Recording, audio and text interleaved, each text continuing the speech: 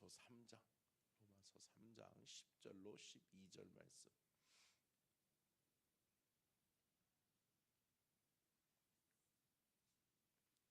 로마서 3장 10절로 12절 말씀.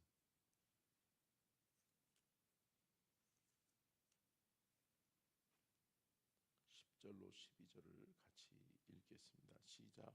기록된 바 의인은 없나니 하나도 없으며 깨닫는 자도 없고 하나님을 찾는 자도 없고 다 치우쳐 함께 무익하게 되고 선을 행하는 자는 없나니 하나도 없도다. 아멘. 이는 살아계신 하나님의 말씀입니다. 아멘. 말씀의 제목을 띄워주시고요, 같이 읽겠습니다. 시작. 의인은 없나니 하나도 없다. 모든 사람은 죄인이다. 아멘. 여러분, 우리는 이것을 놓치면 안 돼요. 내가 의롭다라고 생각하면 예수가 필요 없는 거죠. 아멘. 근데 여러분, 우리가 내가 죄인이고 내가 용서받지 못할 죄인이고 내가 죄의 문제로 말미암아 죽을 수밖에 없는 죄인인데 내 안에 예수님이 찾아오셔서 나를 구원하셨고 나를 의롭게 하셨다라고 하는 이 고백이 저와 여러분에게 늘 함께 할 수 있기를 축복합니다. 그렇기 때문에 믿음의 성도는 의인은 없나니 하나도 없다라고 하는 것을 깨닫고, 나도 그 죽을 수밖에 없는 죄인 중에 하나였으나 나를 살리시고 나를 건지시기 위하여서 이 땅에 오신 예수 그리스도를 귀하고 복되게 모셔드리는 믿음의 모습이 우리 안에 있기를 주님의 이름으로 축복합니다. 특별히 오늘 본문 말씀을 우리가 살펴보면 기록된 바라고 말씀하고 있잖아요. 성경에서는 기록된 바라고 하는 말씀이 신약 성경에 많이 나온단 말이죠. 근데 왜 신약 성경에 기록된 바라고 나와요? 이미 기록되어진 말씀이 있다라고 하는 거죠. 어디에? 구약 성경에. 구약 성경의 말씀을 인용하여 말씀하실 때는 기록된 바라고 하는 단어를 쓰고 있는데, 여러분, 어떠한 말씀에 의해서 기록된 바라고 하는 구약의 말씀을 인용했는지 원 근거가 무엇인지에 대해서 좀 살펴보면 전도서 7장 20절을 보겠습니다. 전도서 7장 20절 시작. 선을 행하고 전혀 죄를 범하지 아니하는 의인은 세상에 없기 때문이로다. 아멘. 여러분, 전도서 솔로몬이 기록했죠. 전도서의 기자는 선을 행하고 전혀 죄를 범하지 아니하는 사람은, 그러한 의인은 이 세상에 없다. 그렇기 때문에 고로 모든 사람이 죄를 범하였고 모든 사람이 의인이 아니라 죄인임을 깨달아야 된다라고 하는 것을 말씀하고 있는 것을 볼 수 있고요. 시편 14편 1절 같이 읽겠습니다. 시작. 어리석은 자는 그의 마음에 이르기를 하나님이 없다 하는도다. 그들은 부패하고 그 행실이 가증하니 선을 행하는 자가 없도다. 아멘. 여러분, 우리에게 원죄가 들어옴으로 말미암아서 우리는 죄인일 수밖에 없는 거예요. 우리는 죄에 노출되어져 있고 죄의 종노릇 할 수밖에 없으나 우리 안에 예수 그리스도가 찾아오는 순간 죄의 종노릇 하는 자에서 죄로부터 자유하고 예수 그리스도의 온전하신 뜻을 따라 행하는 예수 그리스도의 종으로 우리는 살아가게 될 줄로 믿습니다. 그렇기 때문에 우리의 행실은 깨끗할 수 없어요. 우리의 행실은 선을 행하기보다 악을 행하는 것을 좋아하고, 인간의 속성은 결국은 악한 일을 도모하는 것을 좋아하지 결코 선한 일을, 이게 성경에서 이야기하는 선이 늘 뭐라고 그랬어요? 믿음의 행위라고 그랬단 말이에요. 믿음으로 하나님을 기쁘시게 하는 일들을 하는 일보다 여러분, 악을 일삼고 사람을 죽이고 사람을 힘들게 하고 어렵게 하는, 또 악한 일을 도모하는 일들을 사람은 좋아하게 되어져 있다라고 하는 것을 우리가 볼 수 있습니다. 그렇다면 여러분, 죄에 대해서 우리는 어떠한 반응을 보일 수 있어야 되느냐? 죄에 대한 네 가지의 반응이 있는데요. 방송식 띄워주고요. 첫 번째는 함께 읽겠습니다. 시작. 부정이에요. 부정. 그러니까 이 앞에를 먼저 좀 띄워주세요, 전사님.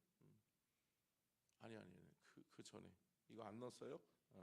자, 여러분, 죄에 대한 네 가지의 반응이 나올 수 있는데 인간에게는 이 죄의 속성이 있기 때문에 인간에게는 네 가지의 죄에 대한 반응이 있어요. 그러니까 첫 번째가 뭐냐? 부정이에요. 부정. 내가 왜 죄인이야? 아니 내가 뭘 그렇게 죄를 졌다고? 내가 무슨 죄인이야? 내가 왜? 라고 하는 반응을 보일 수 있다고 하는 거죠.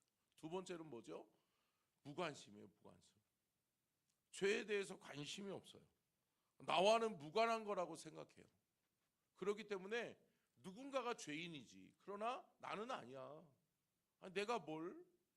그러면서 나와는 이 죄의 문제와고는 상관이 없는 사람으로 생각할 수 있다고 하는 거죠. 세 번째가 뭐예요?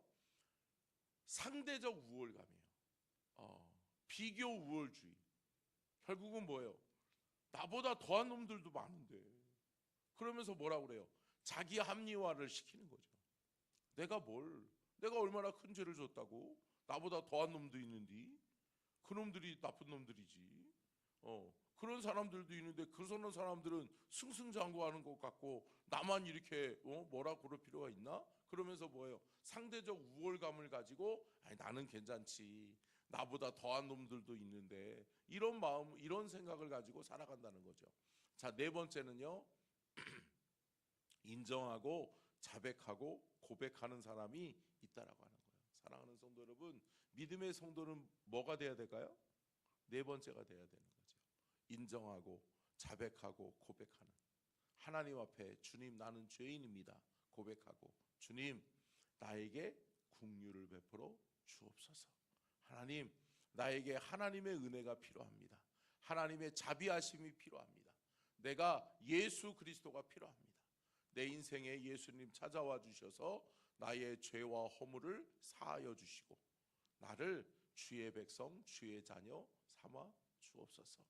나로 하여금 주의 거룩하심을 덧입어 주 하나님 예수 그리스도께서 이루신 그 의를 획득된 의를 가지고 예수를 위해 예수님과 함께 살아가는 복된 인생 여정길이 저와 여러분의 인생 여정길이 될 수 있기를 주의 이름으로 축복합니다.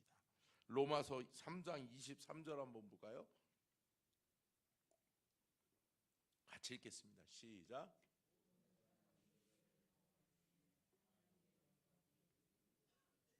아멘. 여러분, 대명제가 뭐예요? 모든 사람. 그러니까 예외는 없다는 거죠. 이 땅에 존재하는 모든 인간은 죄를 범하였다. 그렇기 때문에 하나님의 영광에 이르지 못한다. 근데 여러분, 여기서 끝나는 게 아니라는 거죠. 하나님의 영광에 이르지 못하는 것을 안타까워하신 분이 누구예요? 결국은 하나님이세요.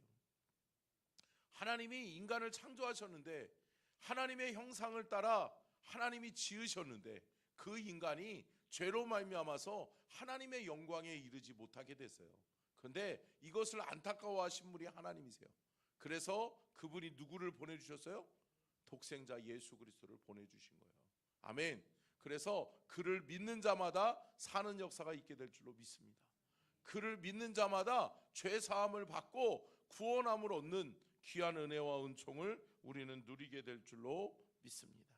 그래요. 사랑하는 성도 여러분, 믿음의 성도는 하나님의 은혜로 사는 거예요. 함께 따라하겠습니다. 믿음의 성도는 하나님의 은혜로 산다. 여러분, 하나님의 은혜로 살아갈 수 있기를 주의 이름으로 축복합니다. 그래서 죄 앞에 죄인된 우리의 연약한 죄의 속성 때문에 다윗의 고백은 뭐라고 고백하는지 한번 읽어볼게요. 다윗의 고백이요. 자, 시편 32편 같이 읽겠습니다. 시작. 허물의 사함을 받고 자신의 죄가 가려진 자는 복이 있도다. 아멘. 여러분, 누구의 고백이에요? 다윗의 고백이에요. 다윗의 고백이 뭐예요? 허물의 사함을 받고 자신의 죄가 가려진 자는 복이 있도다. 무엇으로 가려졌죠? 예수 그리스도로. 예수 그리스도의 보혈의 피로. 아멘. 예수 그리스도의 보혈의 피가 우리 안에 발라지고 우리에게 뿌려지는 순간 여러분 우리의 죄는 가려지고 또 우리 안에 구속한 주만, 구속한 예수 그리스도만 나타나게 될 줄로 믿습니다. 여러분 이게 우리가 사는 방법이에요. 믿음의 성도는 뭐냐? 하나님의 은혜로 사는데 그 하나님의 은혜 중에 가장 큰 은혜는 뭐냐? 독생자 예수 그리스도를 보내셔서 우리를 죄인으로 취급하는 것이 아니라 우리를 의인된 자로 구별되시는 하나님의 은혜를 우리는 깨달아야 될 줄로 믿습니다. 자, 그러면 여러분 다윗은 허물이 많은 사람이었죠. 허물도 많고 죄도 많은 사람이었어요. 근데 참 더 중요한 게 뭐예요? 그가 죄인이라는 것이 중요한 것이 아니라 그는 하나님 앞에 쓰임 받았다는 거예요. 그런데 허물 많고 죄가 많은 사람이 어떻게 하나님 앞에 쓰임 받았지? 라고 하는 질문이죠. 근데 여러분 그 질문의 해결함이 뭐예요? 해결이 뭐예요? 회개예요, 회개. 다윗은 즉시로 회개하는 사람이었어요. 다윗은 그래요. 죄를 지었죠.